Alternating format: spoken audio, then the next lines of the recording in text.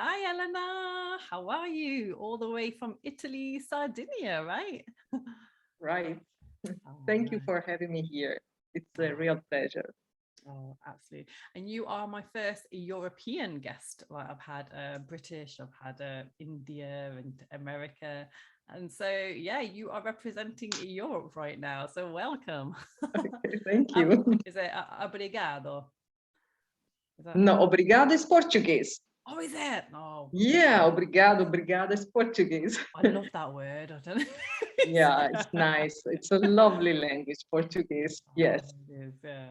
Oh, perfect. So today's talk is going to be about, your own personal experience of domestic violence, and then we'll also look into, what you're currently doing as well. So it'd be great to find out more about you, Eleanor.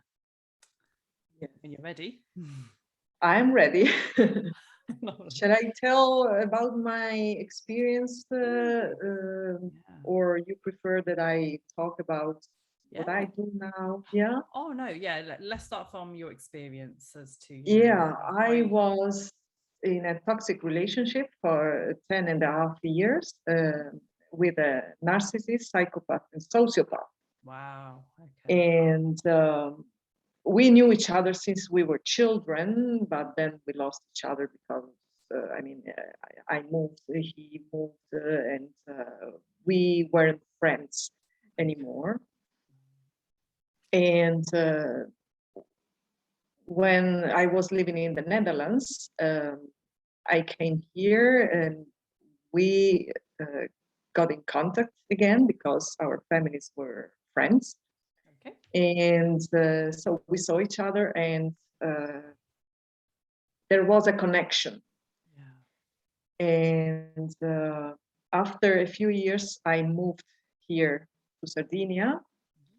And well, we were already in a relationship since a year. It was my last year in the Netherlands. And yeah, in the beginning, I thought it was my best dream. I was really living in a dream, but soon I would discover that it would become a nightmare. Yeah. And actually, I was programmed to experience this relationship. And I have also to say that there were signs in the beginning. I recognized those signs that were telling me, Elena, run, it's not for you. Really? But Yeah.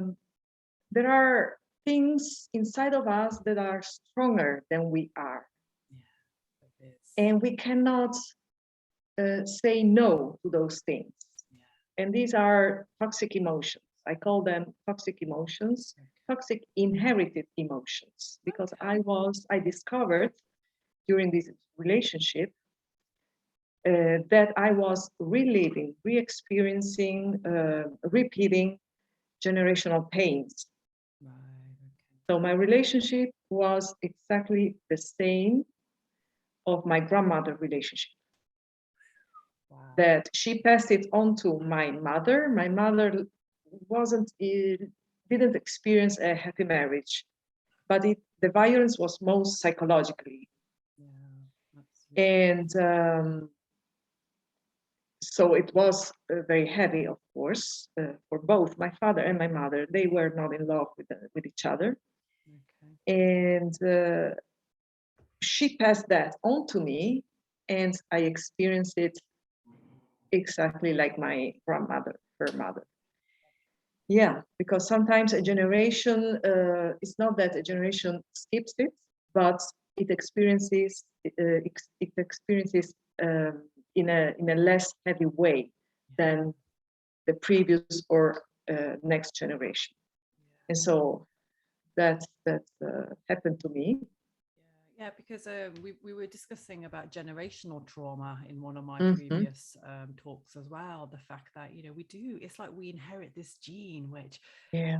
we're basically attracting what we're used to, and I guess, you start thinking about it's the law of attraction as well. Maybe, that's got a part to play if you believe in that. But I don't know how to call it, but we inherit. our family's toxic, I call it our family's toxic emotional inheritance. And it is a baggage of toxic emotions, inner conflicts, unresolved childhood issues, toxic beliefs and tendencies. You know? And my mother never solved her internal conflicts and childhood issues.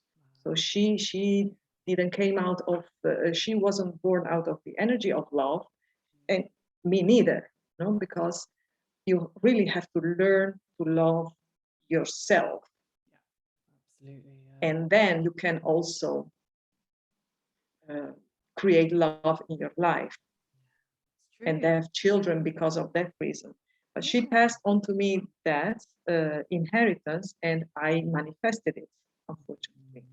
Also because it's, if you have it, you can do two things: or you manifest it, or you suppress it, which doesn't mean that you live happily. You know?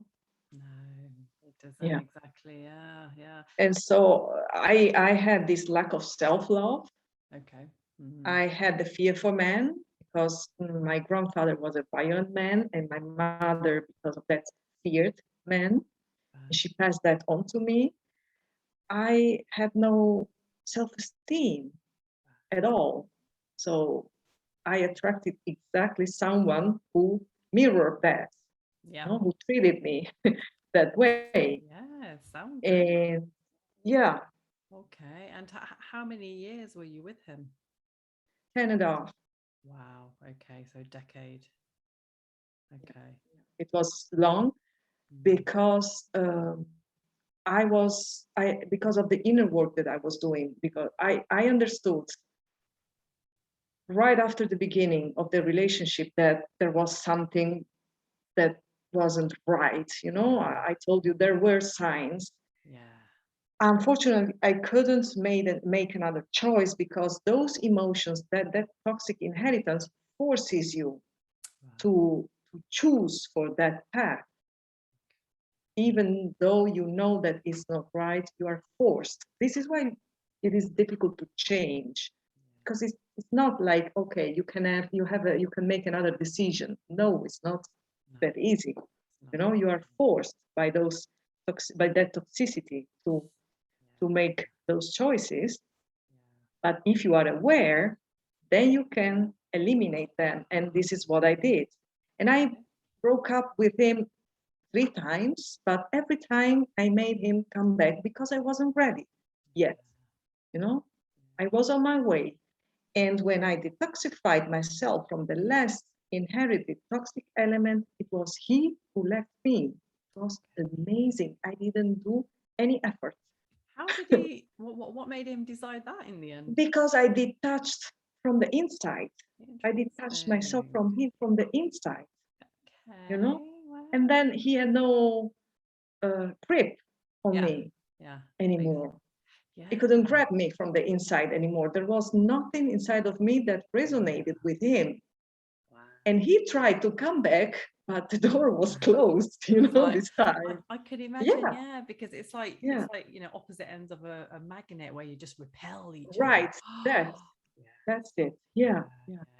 And I have to say that next to this toxic inheritance that I had that made each other attract, I also loved him for real. It wasn't the love of a victim for her perpetrator. It was real love, because I really extended myself, my will, my energy to help him. But it was already too late for him. You know, when you are a psychopath, you have, It is, isn't it? Because I just think, what is it that you loved about him? It's difficult to say. It was, I could see that once he wasn't that person. And I was trying to make the other as if I wanted to give him life, you know, to the other. But it was too late for him, because when you have such a problem, then you have already you have gone beyond the point of no return. It's true. It's true. You know? And yeah, because I always reflect back with my exes, because I've had a few. I've had a few. Can you hear me? Okay, sorry. Yes, louder now. Louder. Yeah. So I've had a few relationships which are, I thought it was love, but looking back now, it was just my idea of love and me just wanting that love, thinking that I love them, but I didn't really. It was just my own void in me, which I needed filling. So yeah, it's strange, but I think, yeah, you've hit the nail on the head where, unless you love yourself, how can you love anybody? Yeah. It's difficult, and I checked it out inside of me. I asked myself those questions that you ask yourself. Yeah. Is this love? And the answer for me was yes. Yeah. But I couldn't do anything. It was too late for him, and the only thing I had to do to save myself, my life. Yeah, absolutely. Because he destroyed all areas of my life. Really, I was reduced to a human larva. It was horrible. And the most painful was to see that it was the man I loved was doing that to me. It was so difficult to accept. It is. I didn't want to accept it for a long time. I couldn't understand, why can't you see what you're doing? And sometimes he said to me, well, you know that do you think that I like to be this way? But it's stronger than I am. Wow. And indeed, the last call that we had was in 2018. I said to him, you hurt me so much, but so much. And he said, I know I did it, but it's stronger than I am. I can't help it. Wow, so he knew he had a problem. He knew, but he couldn't help it. He couldn't help it. It was so strong. It controlled him. It was as if he took his own, his soul, right? Right. Something like that. It's like no control on it. It's like evil, coming inside of him. Right. Okay. That is interesting, isn't it? And I guess there's probably a few theories about this, when it comes to, the religious aspects of, people, the fact that, we need good and we need bad, but then it's when the good become the bad, that's when there's an issue, because, you just think, how did he become this man? Do you know much about the childhood? Like, he might have had a few issues in his childhood as well. Yeah, it was even before, because when we get pregnant, we pass on to our children what we experience, what we have not resolved from our own childhood. So emotions, stress. This is scientific research. There are researchers that talk about this, and he absorbed that from his mother, and then from the very beginning he was so severely mistreated by his mother. He went through physical violence, verbal violence, psychological violence. At one point he said to me, I was a child, she was beating me, I was crying so loud and so much to make her stop. And he said to me, you know why? At one point something broke inside of me, I stopped crying. From then on, it was done with him, So it was very, very, very young. And in this way, his mother taught him how to hate her and women, because in every woman he sees his mother, and he felt threatened. So his internal mechanism says, before you kill me, mother, I will kill you. And he cannot distinguish anymore the good from the bad. He said that to me. I cannot see it. And every time I think it's good, but it's bad. And then he became the prey sometimes from women like him. And in women like me, he couldn't see the good, or he saw it, but he couldn't believe it. This is it. And he saw again his mother, So, and he tried to stop her in a very terrible, destructive way. So I think that really does help to identify the root cause of like perpetrators and abusers, because a lot of the time it does stem from the childhood. So what else have you learned from your, research? Because I know, how long have you been single now? 2 years and 10 months. No, That's- almost, yeah, 10 months. Yeah. So this is congratulations. And 9 months and 22 days. Yeah. And you've done a lot of research on this, haven't you? So you are the prima donna, you're the expert in this now. So, and I know that a lot of my listeners, may currently be in abusive relationships, or they might have just come out and trying to recover. So, and I think, it's important to understand the why, why are there abusers? Why do these people love having control over, vulnerable people? Well, the main reason is the lack of self-love. I didn't fully loved myself. Okay. And this was the big problem. Plus, I inherited those toxic elements. I had my mother's fear for men. I had also inherited something from my father, because to my father I was a kind of invisible. He didn't spend time with me. He forgot my birthday, and it was as if was sending me the message, you're not important to me. And I grew up with this toxic belief. Okay. And of course, if you believe that you are not important to receive the love of father, of men in general, then you are going to attract someone who makes you see that, confirms that you are invisible, and that you do not deserve the love of a man. Okay. And so I identified those elements, and I eliminated them from inside of me. Okay. How I became little by little the parent that I needed when I was a child. Right. Okay. I began to give myself love, attention, understanding. I began to be patient with myself. I allowed myself to experience my negative emotions without being attached to them, without fearing them. Yeah. I looked every day for something that could cheer me up. Good. And also I learned how to become independent from other people emotionally. Yeah. And I eventually learned to live with the feeling I am enough, which means that I can interact with everybody, love everybody, but I am not attached to others, which means that if a person leaves, I won't sink in the drama because she or he left, Yeah. Well, this is or a person, for example, criticize me. Yeah. I won't take it personally. Okay. That takes strength and a lot of resilience. Self-love. That's it.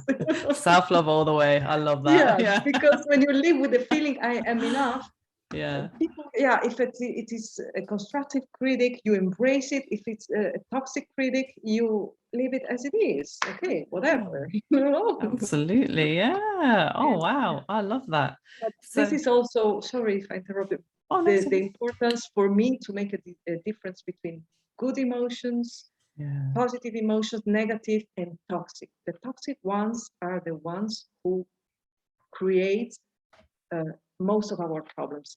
Right. Okay. Yeah, no, I was going to ask because obviously, we know now what attracts the perpetrator and the victim. So if somebody is currently in that, how, what is it that they need to gain to break away? Obviously, you mentioned about self-love, but in order to get to that place of self-love, they need to be aware of their current circumstance. So what would you advise for people who are just in that relationship right now and that, they just don't know what to do? I think that you can do is observe yourself, your thoughts, your feelings. When you catch yourself blaming your partner, try, I know that it's difficult, but try to think, okay, what do I want from him or from her? and then make a list. Can be understanding, patience, encouragement, love, and then start to giving it to yourself, little by little, every day a little. Okay. Because this will help you to activate self-love. So you won't expect it anymore from the other. You are giving it to yourself. Okay. Wow. Yeah, and it is. And I think when you do start to expect, I think that's the danger, because a lot of the times we're going to be disappointed because, you know, our partners, even if it's our family and friends, you know, a lot of people, they won't be able to meet our expectations, especially if they're high. So And I suffered so much during my relationship because I was expecting him to love me, you know. And I did so much to be seen. I was going against myself. I was doing things that I didn't want to do, that I didn't like, just to please him. And it was as if my inner child was saying, please look at me, I'm here. How can't you see me? You know? And then another great thing that I did was to cherish my inner child, you know? What I did was I visualized myself as a sweet, innocent child. And I began to talk with that child. That's and lovely. What I did was to put a hand on my heart and say, close my eyes and say, forgive me if I wasn't there for you before. Beautiful, and this is so powerful because it helps you heal your emotional wounds if you do it regularly. You know, every time that you feel the pain, close your eyes, visualize yourself as a child, forgive me. We really need to forgive ourselves. We do, and this is why a lot of you know, victims, they live a life of shame and guilt.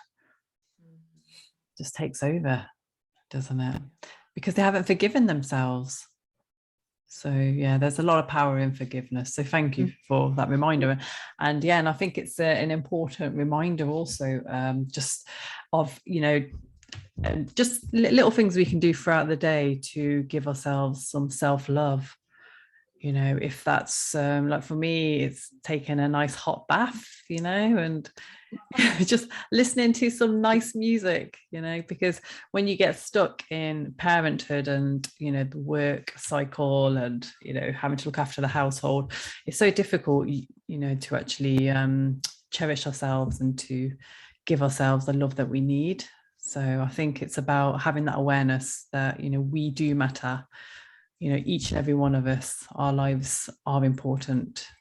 Exactly. The awareness is the first step. It is the opening, you know, to do this internal work. Because if you don't have the awareness, then it's going to be very, very difficult. And if you succeed, then you're going to repeat the cycle again.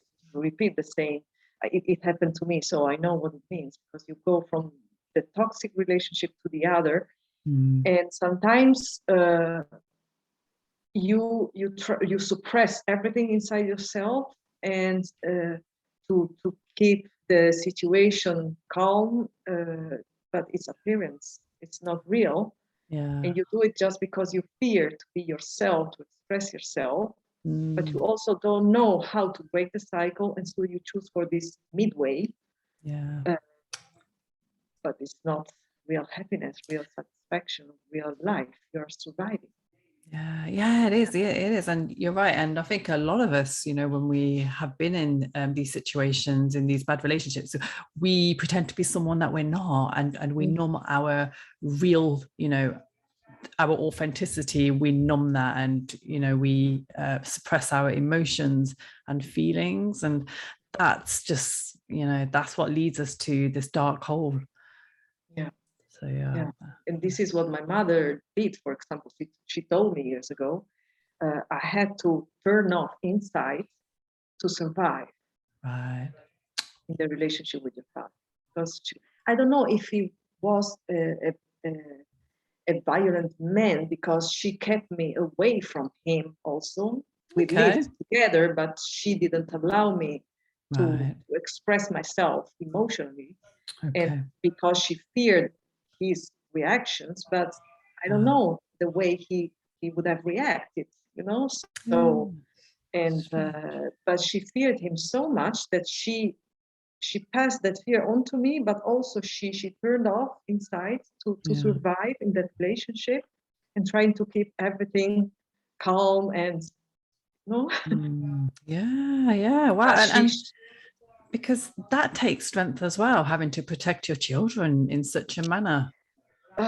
Actually, I don't think it's strength, you know, because she neglected me emotionally, and she forced me to suppress my emotions, and because of that, I developed eating disorders. Okay, because the domestic violence, I suffer from eating disorders because of my mother. She passed that on to me because she had a troubled relationship with food. Plus, she neglected me emotionally. She suppressed me emotionally, and she was very obsessive and controlling, and I developed eating. Okay. So it was not, she wasn't protecting me. That's okay. Unfortunately. And I'm sorry to hear that, because that was going to be my next question, you know, for parents out there, you know, how can we protect our children, and how can we, you know, give them that strength, which you never had, obviously. But again, self-love, this is the source. And then once you start learning to really love yourself, then you can also start really protect your children. And because your situation will change, and you will change, and they will see and experience and feel your change, and then they will react accordingly. I helped a woman years ago. She was in a toxic relationship, and she didn't know, and she had children. They had children together, and they were both using the children as a shield. And she knew that she couldn't go further anymore doing that. She was also not understanding the children anymore. They had a very conflictual relationship. And she said to me, help me, because I am destroying my children's life. What do I have to do? And so we worked together to indeed do this work of eliminating toxicity, inherited toxicity, and tap into self-love, activate self-love. So, and for me, love is the energy that fuels your will to grow, to help yourself and others grow and evolve. This is what love is for me. And I'm building my quote on Scott Peck's quote. His book is The Road Less Traveled, and he talks about this. And yes, indeed, this is, for me, this is a definition that is also very, very practical. Because it's about energy, something that you can use as a tool. Once you learn how to use your energy to grow and evolve, then you could do it also with your children. And I guess, you know, we are the role models for our children. So you're right, you know, if I think the key here is to work on ourselves to make sure that we're living, you know, at our highest potential that we possibly can, and to love ourselves, because then our kids will pick up on that. It's only natural, you know. So and I think there's a big key message here about self-love, and just ways to obviously love yourself. So what did you do then in terms of your self-love techniques? Self-love techniques. Well, actually, once you activate self-love, what you have to do is learn how to use it. So what I said, become the parents you needed when you were a child. So give to yourself what you needed from your parents and didn't receive. And you will see things clearly. So you will understand what you want and what you need in order to grow and evolve. It can be emotionally, for example, gaining self-confidence. What I did was challenge myself, for example, to do the things that I wanted to do, maybe a stupid example, but I wanted to study at university, but because my mother made me feel as if I was a failure, then I had to eliminate that belief. What I did was, okay, I have this passion for Latin America. I want to do Latin American studies. Nice. Here in the Netherlands, there is that university, that college, that course. I'm going to do it. I was so scared, but so scared. Yeah, because of this inherited fear and obstacle. I really believed I was a failure, as my mother saw me. I didn't have self-confidence, but I was awake. I was aware.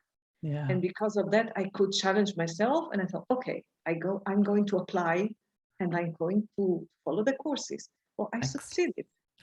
Amazing. Congratulations. Yeah. Actually, the second time, because the first time I failed, I applied, they accepted me, but I was so scared. I was also suffering from a depression at the time and eating disorders. So I thought, I can do this. I never forgot. After, I think 1 or 2 years, I thought, okay, I'm going to do it right now. I'm ready. I was scared still, but I did it. And yes, I succeeded. Amazing. In 5 years, in 4 years, I had my exams done. And in 1 year, I wrote my thesis. I got my master. Fantastic, Brilliant. There was no lack of self-confidence anymore. I knew that I could do it. And I thought, okay, if I can do this, I can do much more. Absolutely. So challenging yourself is a tool that you can, it's the way that you can use. Challenge. I love that. And just to basically instill that confidence, and it's just stepping out your comfort zone, isn't it? And just doing stuff which you probably don't even feel it's possible. Just go for it if you can. I think it's really going to help. Sometimes we have to go through these fears to eliminate them. The toxic fears don't belong to us. Toxic emotions don't belong to us. So we really have to eliminate them, and sometimes you have to go through them to do it. Yeah, it's true. And then once this is eliminated, or when you start this process, you eliminate the one after the other, and you make room for this energy, for love, to expand, to take place inside yourself and outside yourself. And so suddenly life starts to respond in a different way. I love favor that. Instead of against. Because I suppose any fear that you have inside of you is taking up a lot of space in your body, in your soul, and it's trying to get rid of that and just replacing it with positive thoughts and love, like you said. And love. And to not, we have to, I think it's we have to keep in mind, not confuse the toxic fear with negative fear. Negative fear is healthy. Right. Okay. And we need it because it warns us for a danger situation, for a situation that perhaps we don't have to experience, or if we do it, it keeps us alert. Okay. So it's very healthy. The other one, the toxic one, and how do we know that it's toxic? Because it prevents us from achieving our goals, from feeling good, from do what we really want in life, and even it prevents us from understanding what we want. So then it is toxic because it doesn't make us grow and evolve. That's toxic. Okay, so it basically, toxic fear is what inhibits us from progressing in life. Okay. Yes. Whereas negative fear can be healthy because it prevents us from danger. So it's trying to understand those two, and just, I think, a good exercise now will be for my listeners to just evaluate their life and see what's stopping them from achieving their dreams. Is it toxic fear or negative fear? I think that'll be a good realization exercise. Yes, I think so. Observe yourself from the inside. Observe your feelings, observe your emotions, observe your thoughts. I asked myself in the beginning, when I had this inherited toxic emotions, I ask myself, is this mine, this thought, or is this Yeah. my mother's thought or my Yeah. father's thought?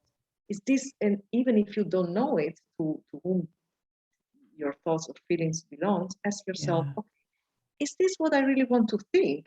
Yeah. Yeah, absolutely. Oh, wow. I think, yeah, that's a really good exercise. So I suppose you're doing this now because you are now helping other survivors in your work. I'm helping people who are ready. You have to Okay. be ready. Yes, I'm helping people eliminate unhealthy habits. Mm-hmm.